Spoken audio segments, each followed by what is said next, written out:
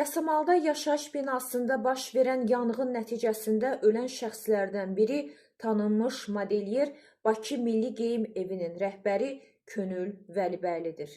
Report agentliyi xəbər verir ki, Yasamal rayonu Mirəli Seyidov küçəsində çoxmərtəbəli yaşayış binasında yanğın nəticəsində ölən şəxslərdən biri Bakı Milli Geyim Evinin rəhbəri Könül Vəlibəylidir.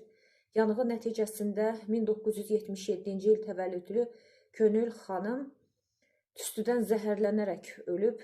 Qeyd edək ki, hadisə nəticəsində həmçinin 2018-ci il təvəllüdlü Qəmbərli Arzu Əli qızı və 1983-cü il təvəllüdlü Məmmədov Samir Kamal oğlu da var ölənlər arasında və təcili tibbi yardım briqadası tərəfindən ümumilikdə 20 nəfər kliniki tibbi mərkəzə hospitalizasiya olunub. Hazırda zəruri tibbi xidmətlərin göstərilməsi davam etdirilir.